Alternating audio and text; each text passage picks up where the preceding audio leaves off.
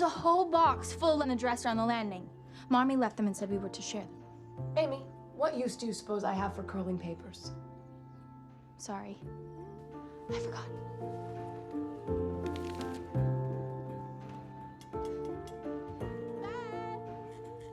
Marmee, I wish you could see how well your troop of little women have marshaled themselves. It would do Father more good than all the medicine in Washington. Mr. Brooke was a hero to telegraph as soon as you arrived. Just to know that the news was not the worst was enough to send us wild with happiness and back to our posts in the house like soldiers. Beth, have you seen the curling papers? Mommy said I was to start doing my own hair. No, and Marmee also said you shouldn't put papers in on weekdays. Mommy isn't here.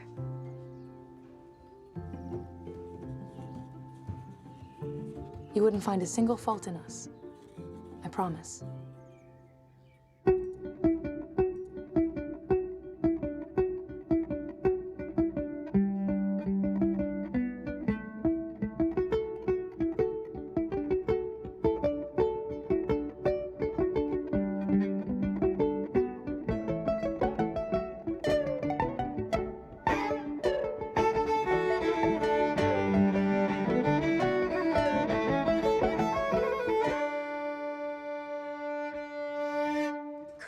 Papers. I knew someone had taken them. Where are you going?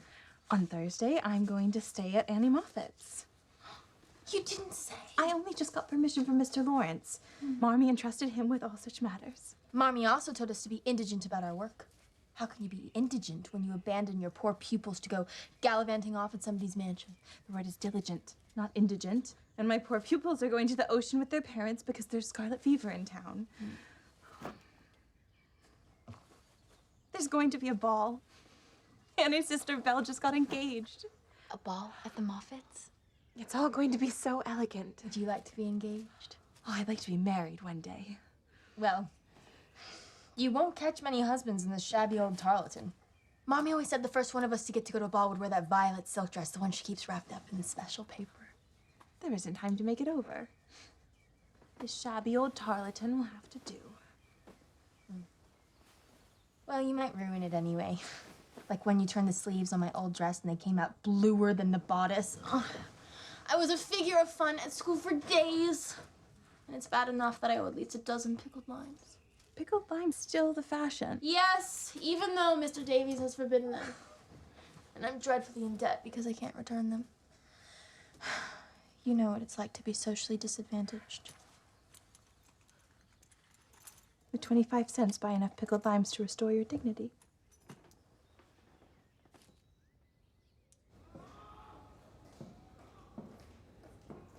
Mrs. March? I asked the landlady at the boarding house to make up a jug of beef tea. She packed it up with some toast and a little fruit. Mr. March isn't able to eat anything. You are. And you must.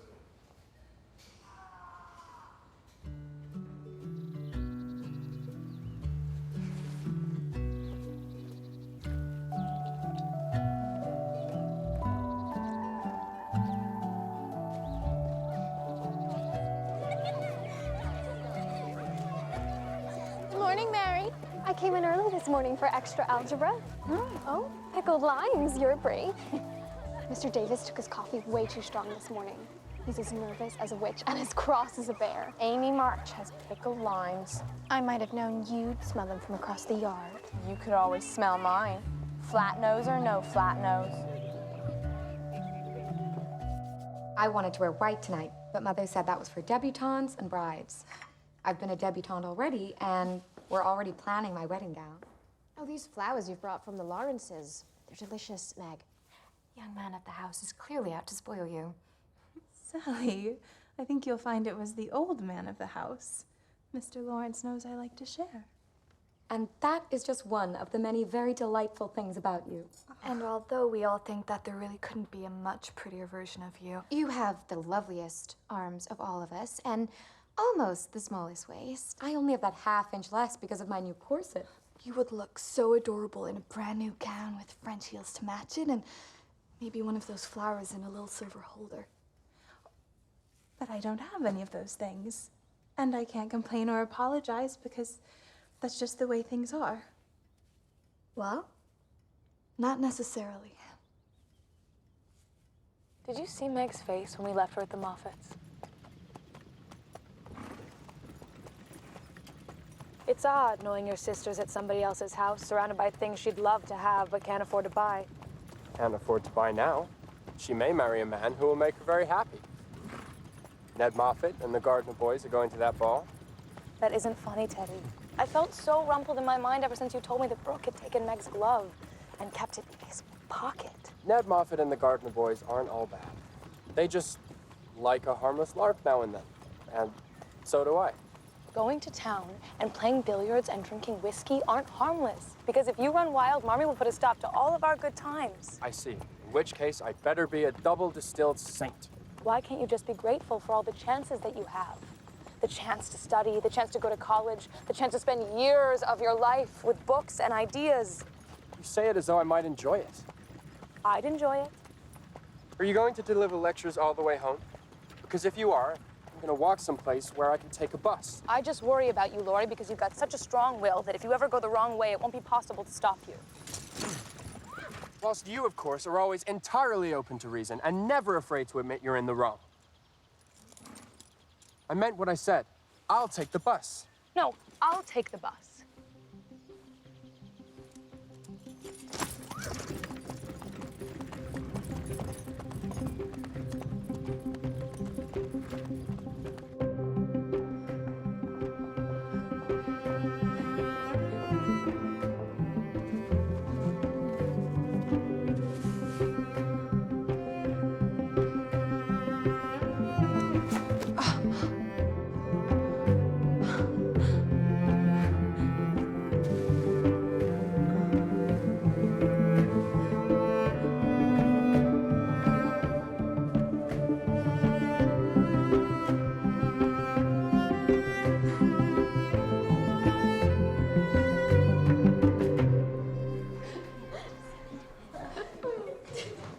Young ladies, my eye is upon you.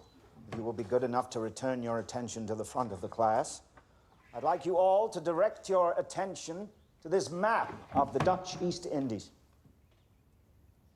Miss Kinsley, what is the object of your interest? The map of the Dutch East Indies, sir?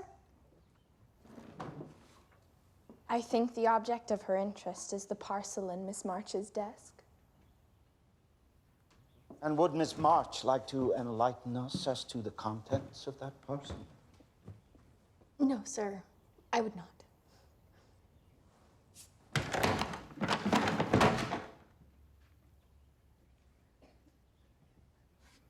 Pickled limes. Yes? Pick them up.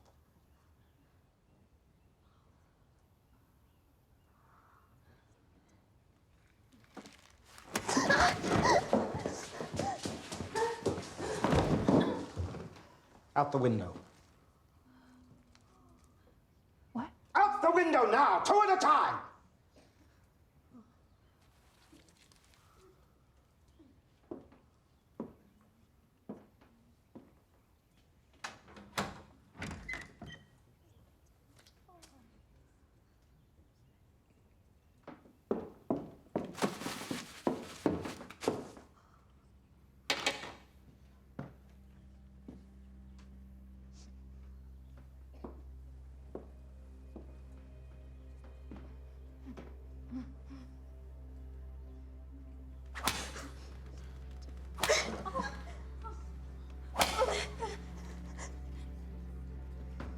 And you'll remain there until recess.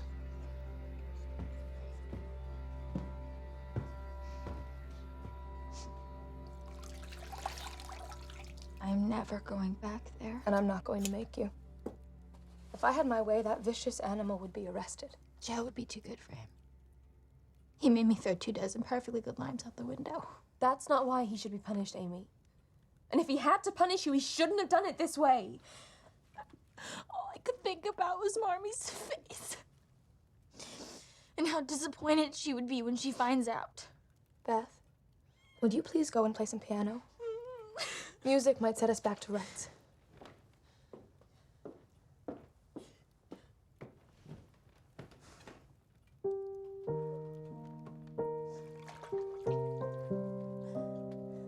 Why in the name of Christopher Columbus are you playing Land of the Leal then? Because it's Father and Marmie's favorite.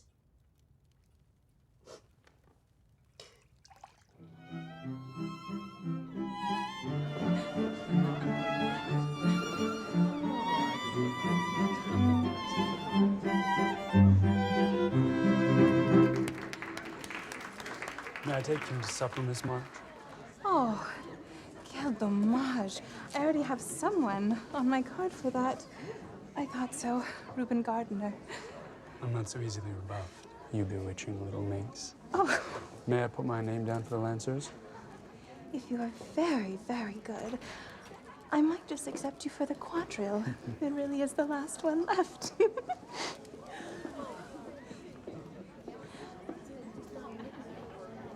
I'm going to be very naughty and ask you to excuse me. A family friend has just arrived and will expect my company. I don't care to disappoint him. Oh. That family friend.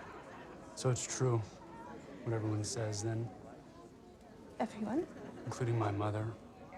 Mrs. March has made her plan, she said. Wait, what plans?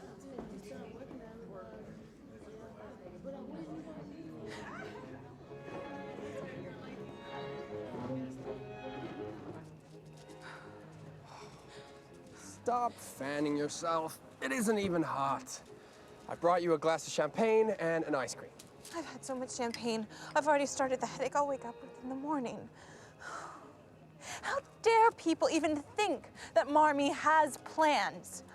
That she's plotting for us to make a match. She's not that sort of woman. And I'll make my own match, thank you very much. I dare say I will, one day. But I'm certainly not going to plan and scheme and have Marmee's integrity called into question. Meg, why don't you just eat your ice cream? Because my feet burn so in these borrowed shoes that I would rather just stick them right in it. Oh. Don't tell Jo I let them dress me up. She doesn't like anything to do with romance or flirting. I know. She might change her mind.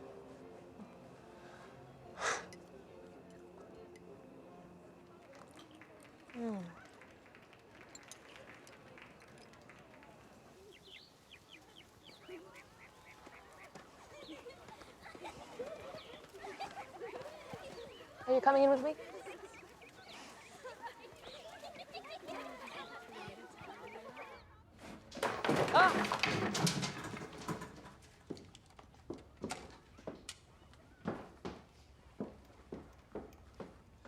I hereby serve notice of the withdrawal of my sister from your school.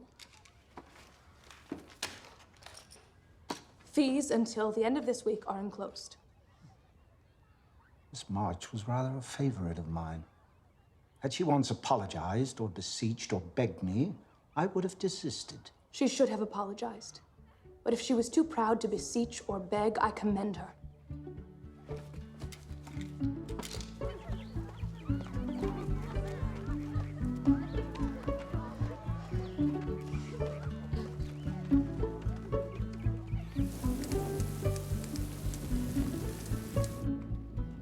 It says here the Union Army lost heavily at Ball's Bluff.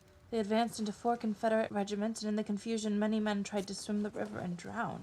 It's definitely setting. I'm glad I put less water in than the instructions said. I hope they don't introduce conscription. Marmee needs Mr. Brooke to stay in Washington, and I wouldn't want him called away. I can send them an artistic model of my foot when I've completed this casting. They can put it where Father can see it from his bed. Hannah, may I take this loaf to the Hummels? You can take it if you've a wish to and no desire for any bread yourself. It's the last morsel we have, and seeing as it's a wash day, there'll be no more till one of your sisters rolls up her sleeves and sets to it with the yeast and the proving pans. I've enough to do with that cat having kittens again in the necessary house.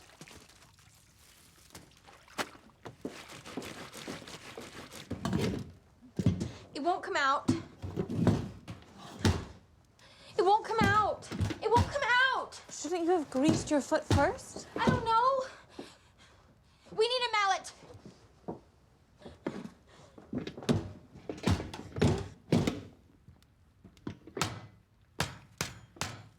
Will one of you come with me to the Hummels?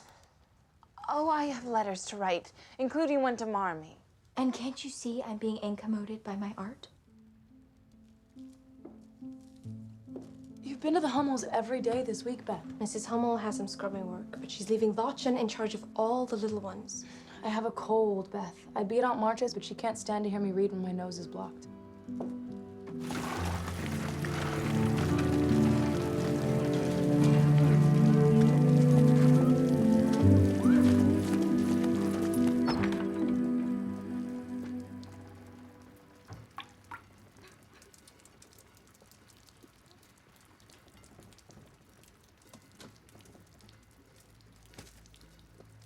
Wachchen?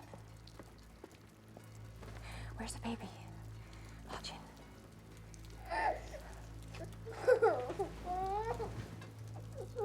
Wachchen, where's the baby? Oh, please wake up, baby.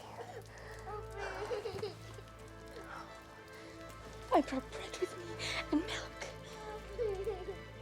I'm gonna make you all sorts of good things to eat. Please wake up, baby. Please wake up. Please wake up.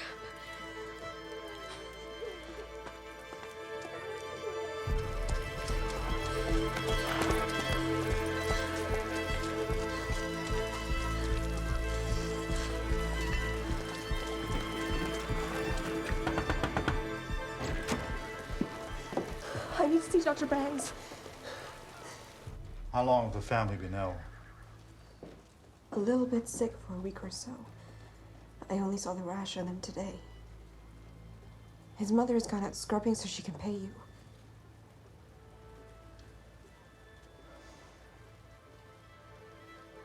There will be no bill.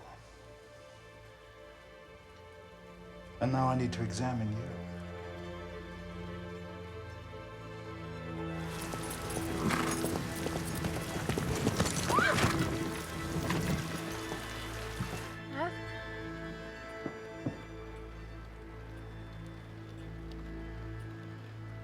Is the doctor absolutely sure it's scarlet fever? He's seen a dozen children die in the past 2 weeks. I would have noticed if I hadn't been so obsessed with scribbling all that rubbish. I knew there was an epidemic in town. I should have made her stay at home. Dried lavender. Marmee must have put it there. You have to telegraph her. She has to come home from Washington. You can't manage this alone. Father might be dying, Lori. Marmee can't leave him. We have to spare her what anxiety we can. I'm not going! I tell you I'm not going! I already told Meg and I told Joe. They still think the change of air will stop you getting scarlet fever. I'd rather get scarlet fever than go to stay at Aunt Marcia's house. Scarlet fever isn't a joke, Amy. Neither is spending weeks on end in a dollhouse with a cross old woman, a poodle, and a parrot. How about I come and visit you at Aunt Marcia's every day and take you out for a drive?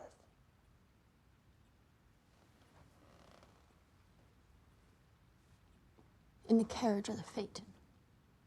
The carriage and the phaeton on alternate afternoons if you'll only go tell Meg and Joe you've changed your mind.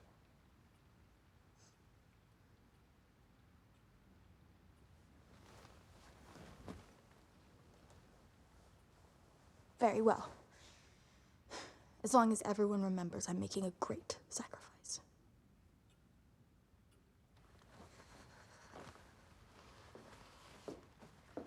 I brought the hot water bottle. Oh, I thought it'd be warmer by now. It's a long time since I came in out of the rain.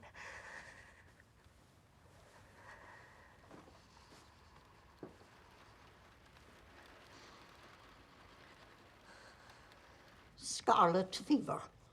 It's inevitable if you're all encouraged to go poking about among poor folks. Are you expected to succumb? They sent me here in the hope that I wouldn't. Don't sniff. I can't abide it when people sniff. Do they pet you at home and make much of you? Are you lavished with affection and kind words? Yes. The female animal should not be indulged. But hers is a thorny path. She must learn to tread it in a spirit of self-governance. Yes, Aunt March. Your countenance is not unpleasant, and I dare to hope you may prove less intractable and more rewarding than your sister. May I put the parrot down now, Aunt March? Well, if you so desire, but if he suspects that you not admire him, he will devise a method of revenge.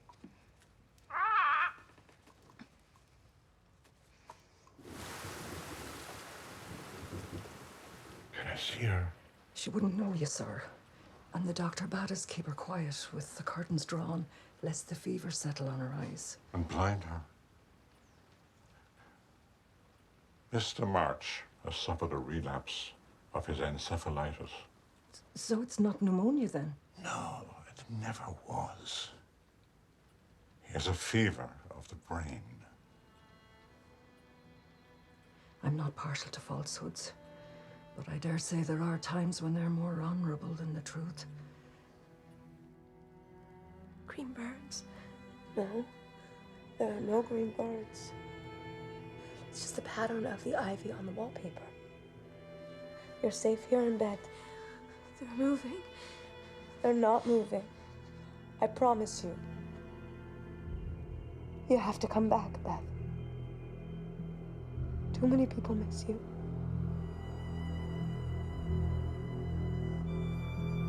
I miss you.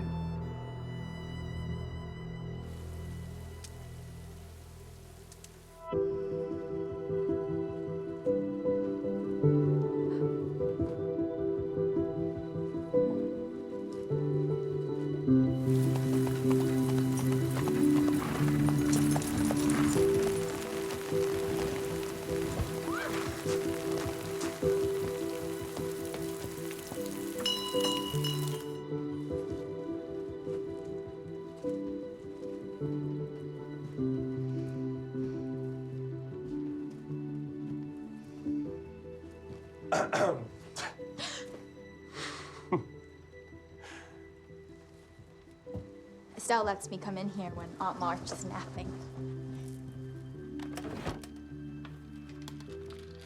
The string of pearls Aunt March's father gave her when she turned 18. Estelle says the first one of us to be engaged will get it. And look, it's the silver bracelet the only baby she ever had wore. Until it died. Look. Her wedding ring. She's too fat to wear it now. Oh, I'm a venerable Butterfingers.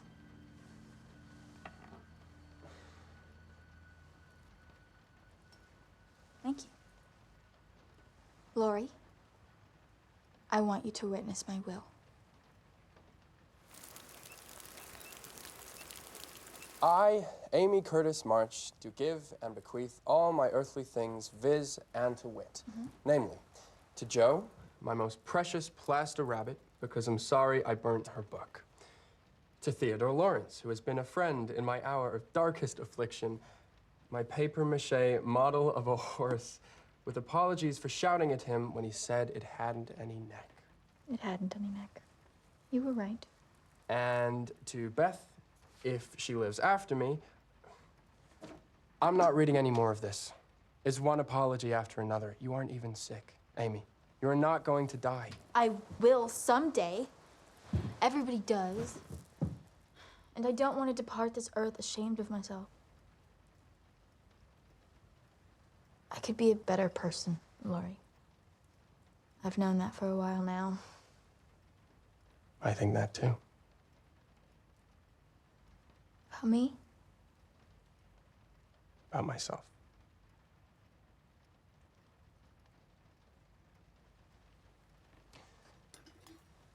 Wait. Lori, can you add that I'd like all my curls cut off and given away to the people who have loved me?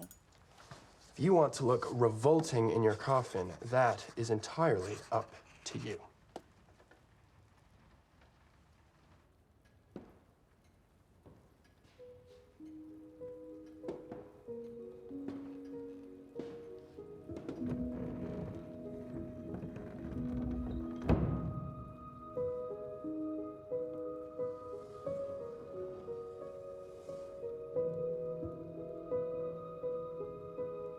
I didn't see the sweetness and the beauty of your nature before, I see it now. If I didn't know what a deep and tender place you held in my heart, I know it now. And I know that living for others has worth because it's what you were doing all along. And I want to say thank you. Do you hear me? Do you hear me?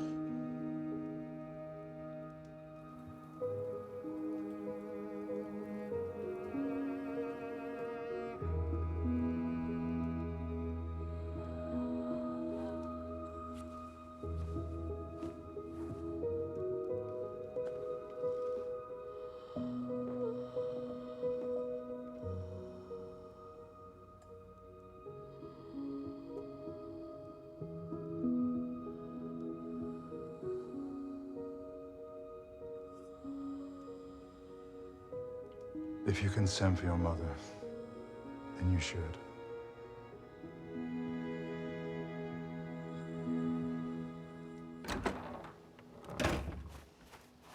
Where are you going, Joe? To send for Marmee. I held out, and now Beth might be dead before she can get here. Joe, I telegraphed her yesterday. But she can't leave, Father. I told you that. Why do you never listen to anything I say, Lord? Because I want what's best for you. She's already on the train.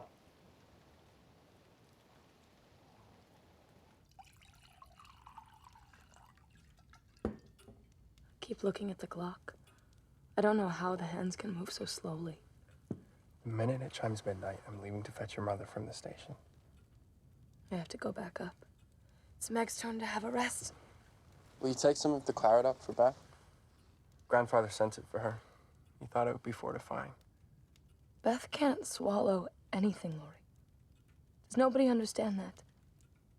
She doesn't even look like my Beth anymore. It's like she's already gone and she's taken half my soul with her, and I can't find God in any of this.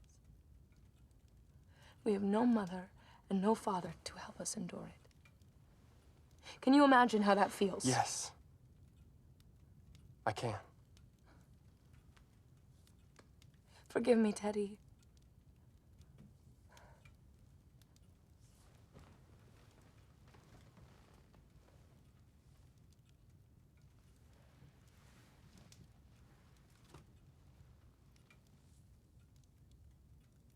I'll help you to endure it. Mama used to do that. She'll be doing it again by daybreak. Thanks to you. I was afraid you might let fly at me. Not this time. I quite like it when you let fly. And you're always sorry afterwards. Did I say sorry for letting fly that day we drove Meg to the Moffats? No. Well, I was. And I am. I just get mad and wild at the thought of someone coming to carry my sister off. Somebody will come and carry you off one day.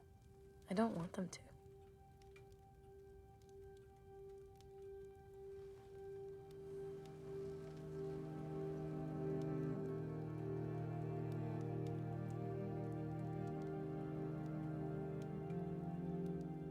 Teddy. Please. Please just be my comfortable friend.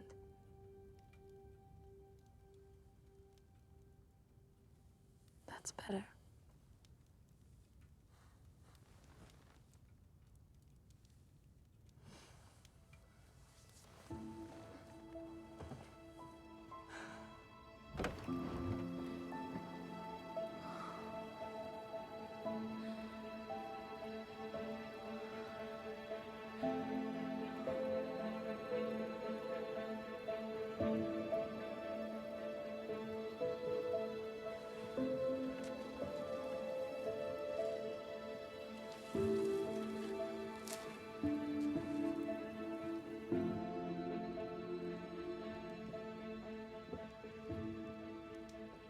This won't survive another night in that cold wind.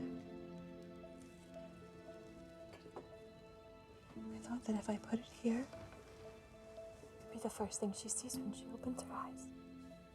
And the second thing she'll see will be our mother's face. If God spares her, I will never complain again. If God spares her, I will love him all my days. But if this is what life is, if it's going to be as hard as this, I don't know how we'll ever get through it. Beth? Her hands are colder.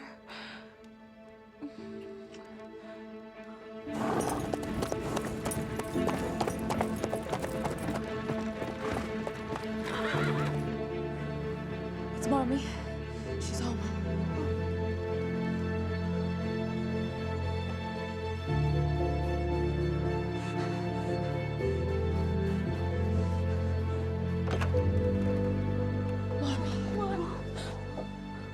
The fever's turned. She's breathing natural. Praise be given.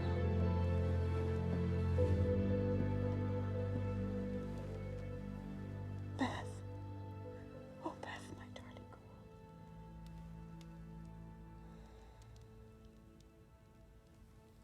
Did Father come with you? No. But he's getting better. So much better. I need to sleep now,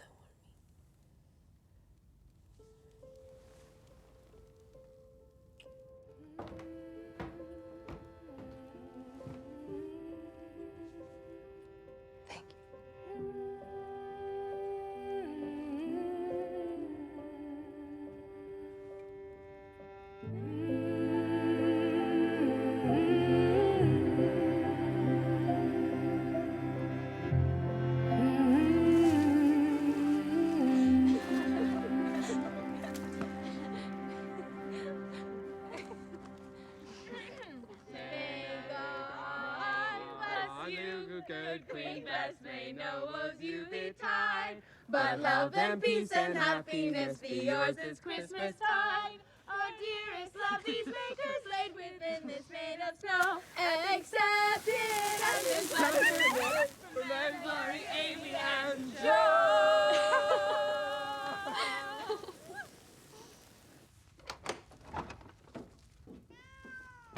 We really can't leave these kittens outside any longer. Thought I'd smuggle them in while Hannah's out at church. I will deny all knowledge of them being brought indoors. Besides, I'm in Hannah's good books for sitting watching the pudding while it steams. Do you want to tell me anything? Yes. But it's about Meg, not me. She told me all about her visit to the Moffats. She came to me a day or so ago. I had hoped you would come to me on your own chosen time. Mommy. In the summer, Mr. Brooke stole Meg's glove, and he keeps it in his pocket. Lori saw. In his pocket, Marmee. Isn't that a dreadful state of things? Do you think Meg cares for John? John? While we were in Washington, your father and I started to call Mr. Brooke by his Christian name. As he has no family, I think he likes it. And we like him. He spoke to us very sincerely about Meg. But he stole her glove. I never said a word about it to her face. Why are you so angry, Joe? Because they'll go lovering all over the house and we'll have to dodge them. Because he'll scratch up some sort of fortune and drag her away and tear a great hole in the family, and it will be the end of the way things are. Why do you object so much? It's natural and right that you should all go to homes of your own in time. I'd marry Meg myself if I could, if it would keep her safe and close. I think that would be a very odd arrangement. Your father and I have told Meg all about John's interest and that we insist on a 3-year courtship before marriage. 3 years, Marmee? That's no time at all. Well, I would like to keep all of my girls for as long as I can, but I also want real love for all of you from good men. The former takes time to flourish, and the latter are not lightly found. Meg doesn't love John yet, but she will. And everyone will have to bear it.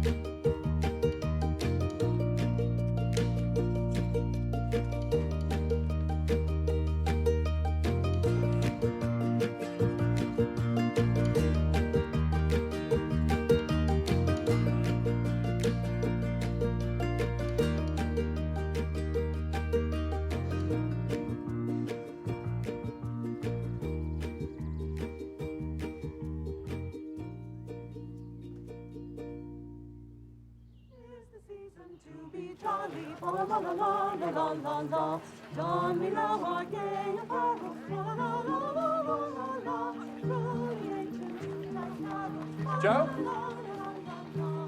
Joe?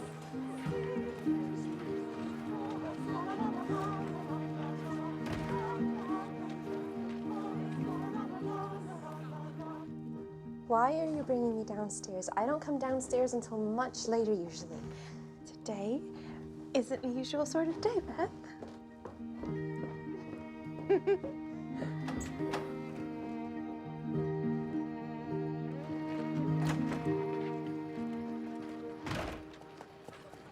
I bought you a bag of oranges. Is that the wrong thing?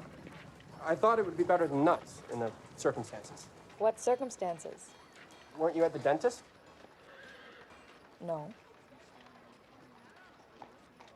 I just had a story accepted by a publisher. The Ashes of the Peacock. Is that the one where the Duke goes mad after he wins a haunted mirror in a card game? No, it's the one with the chase of the catacombs of Paris. There's a duel. 2 people drink hemlock. Joe. Oh, no, Laurie, don't you dare try any of that kissing lark again. We haven't been drinking any claret, so there's really no excuse. I shall content myself with a cry of, "All hail Josephine March, celebrated American authoress!" This time last year, I was a bad-tempered girl complaining that she wasn't getting any Christmas presents. I was the loneliest boy on earth. I don't know who that girl is anymore. I want to be her again because she didn't know anything. She didn't know what would be savaged and almost lost. And yet, I don't want to be her because of all that I've gained. It's a happy Christmas this year, isn't it? Happier. Joe, I came to find you for a reason.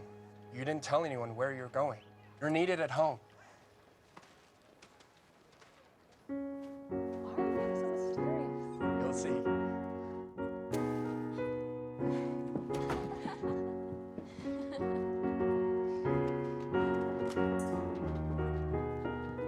Mr. Lawrence, your piano.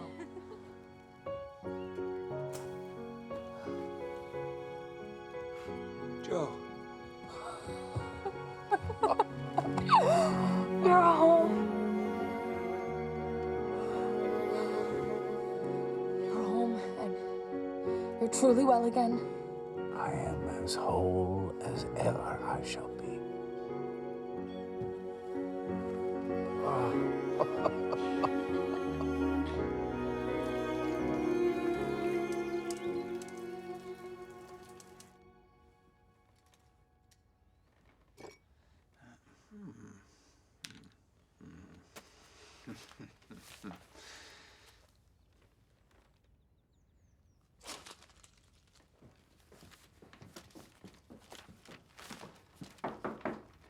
Yes? Dearest, there's someone here to see you.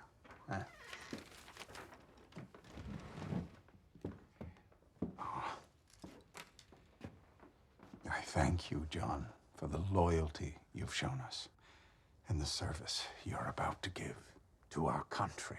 It is my honor and my privilege, sir. Sit. Dearest, he's here to see Meg.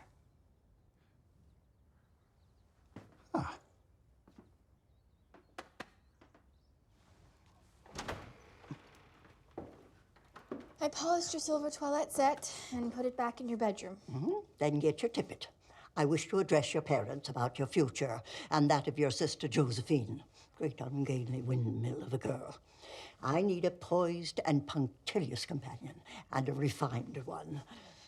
I am resolved that you shall replace her.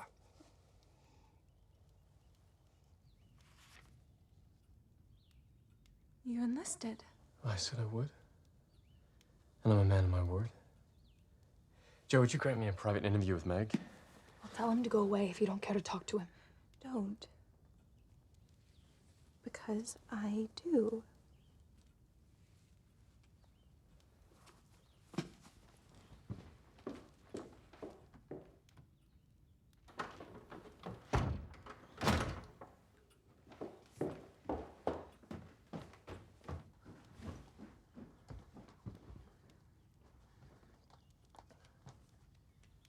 Your hands are trembling.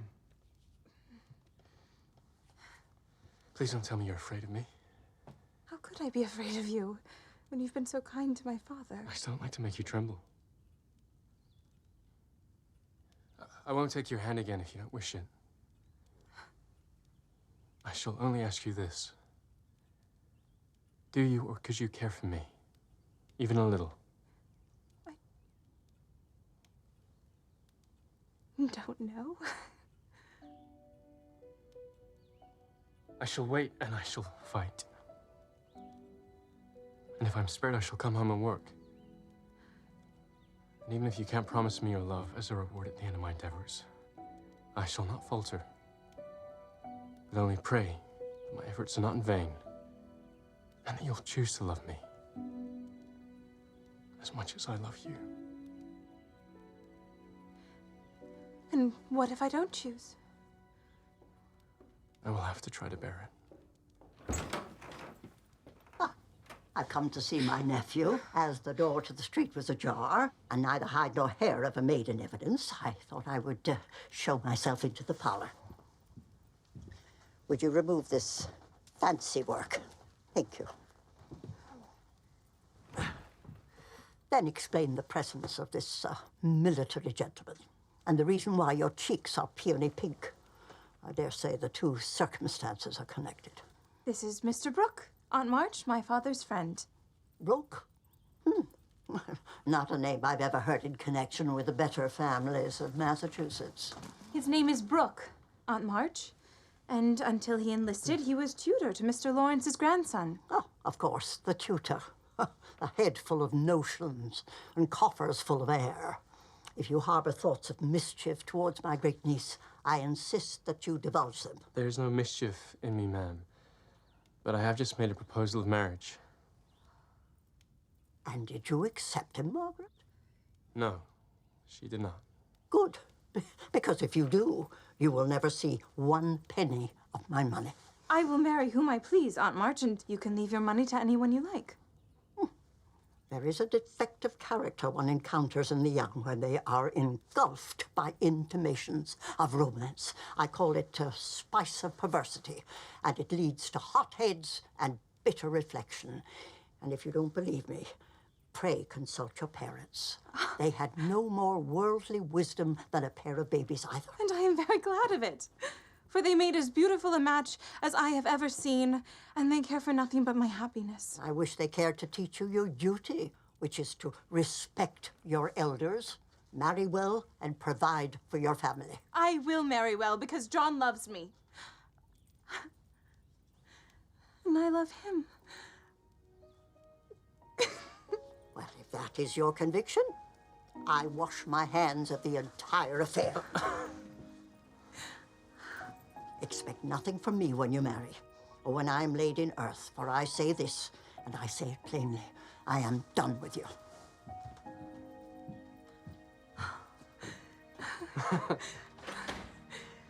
You just told her you love me. I didn't know I did until she abused you, but I know it now.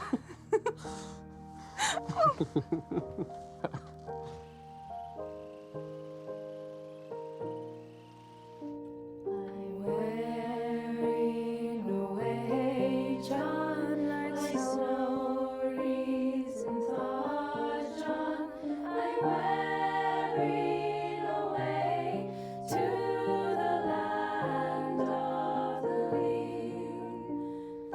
There's no sorrow there, John.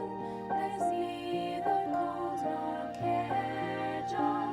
The days are fair in the land of the leal. Now fare ye well, my own John. This world's cares are in vain, John. Study hard. Return will be found in the land of the leal. Oh, dry glistening eye, John, my soul longs to be free, John. An angel beckons me to the land of the leal.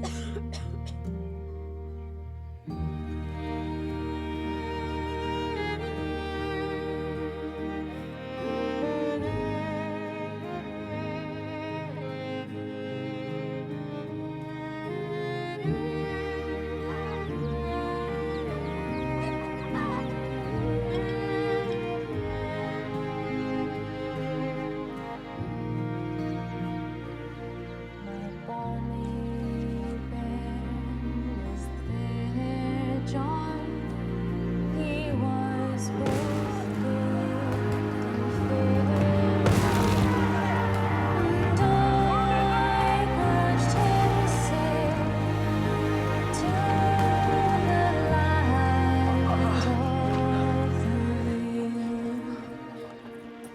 But sorrow's self wears past, John, and joys are coming fast, John. The joy that's like to last in the land of the leal.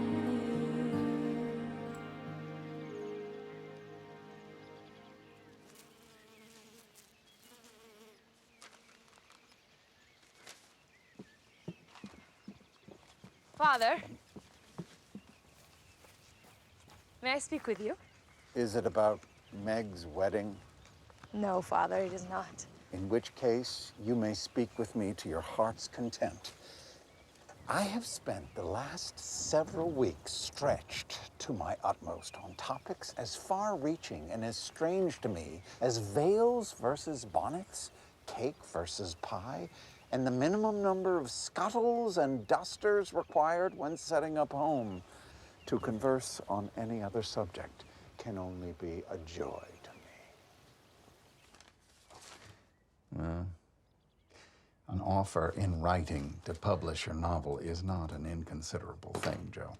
That's why I'm showing it to you. And I have to say, $300 is not an inconsiderable thing either. You must not let the size of the sum they offer sway you. They say here they want significant amendments. Money isn't everything. No, but we need more of it in this house.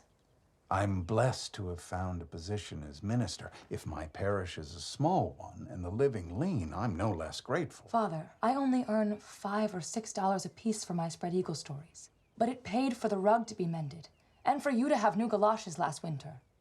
It pays for beef so that Beth can have broth to try to build her up. She has never been well since she had the scarlet fever. And the care you take of her does you every credit, but you must also nurture yourself. And that means to nurture your writing. It's more sacred than you allow yourself to think. It isn't sacred. It's essential to me, but it isn't sacred. There are too many things I have to achieve by it, Father. Don't spoil your book for the sake of $300, Joe. You have more talent than you know, and you should let your work ripen. Like you do? I've been working on my book for 20 years, and yes, it's starting to bear fruit. That is a wonderful accomplishment, Father, and a luxury I am not convinced I have.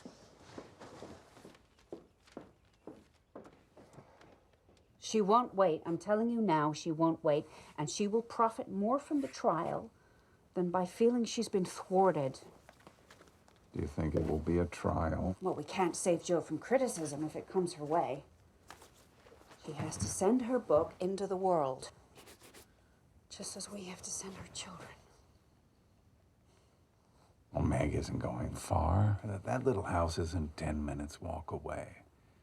Even if they don't have a cellar for the coal, a room for a dining table. I'm not sure about this bonnet now. And I can't rest for thinking that the cats will get the ham. Are all the weddings going to be as bad as this?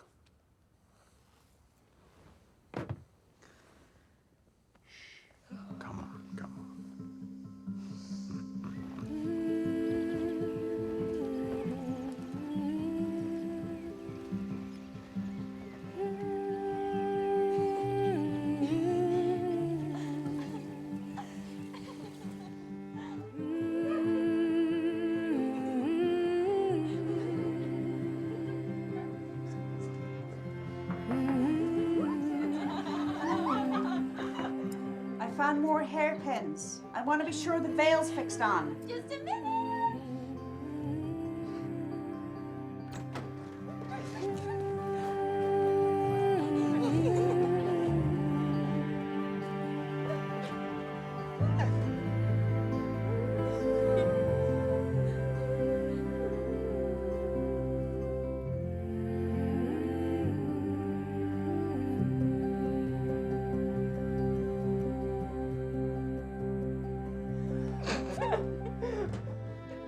I want to kiss you all so much. But I'm afraid that kisses were turned into me throwing my arms around you. And all this perfection would be utterly undone. Here are the hairpins, in case you need them. See you all downstairs.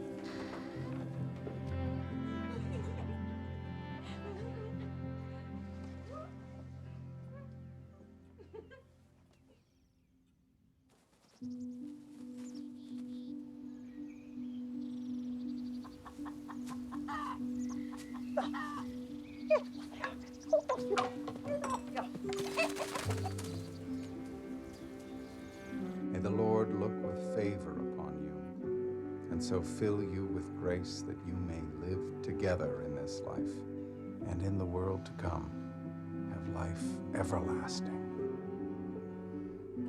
Amen.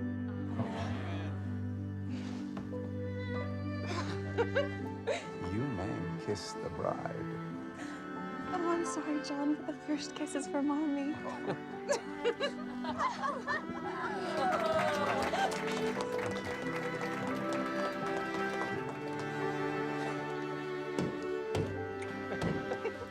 I always said that my pearls would go to the first of my great nieces to become engaged.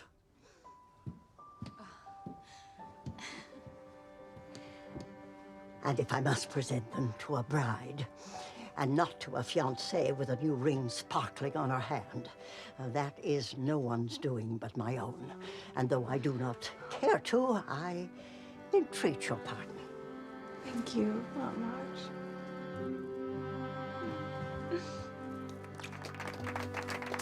Thank you.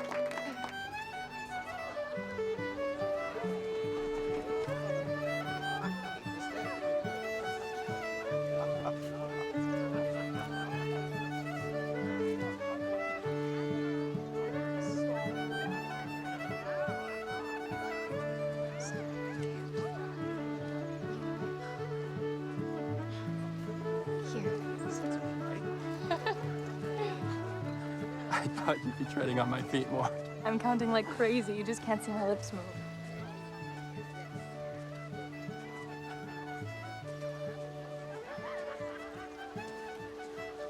Beth's fading, Lori. She'll be all right. Everything will be all right. Beth will dance at your wedding, too. My wedding? Oh no, Lori. There should always be at least one old maid in a family, and I've made up my mind that it's going to be me. Jo, I miss you all the time when I'm away at college. No, you don't. You fall in love with a different girl every fortnight. Can we change the subject, please? We can, but it won't go away. Time won't stand still, Jo. I wish it would.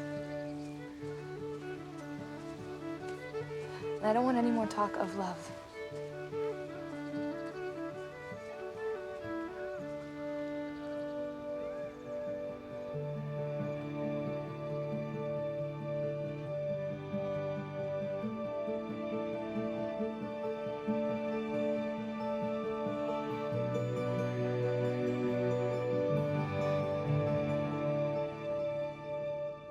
I need to not live out my entire life in the tiny town where I was born. You never let people see your soft side, but everyone who cares knows it's there. You know so much more than I do. That only makes me learned. Does not make me wise. Can we go back to being happy like we were before? Not quite. We were children before, and we aren't any longer. You're going to have to go on a journey, and you mustn't be afraid. You were always braver than you knew.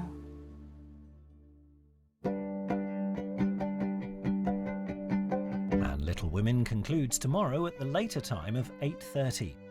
Creepy little models that appear to foretell the future, but who's sending them and why? Events are heading for a dramatic conclusion next tonight in The Miniaturist.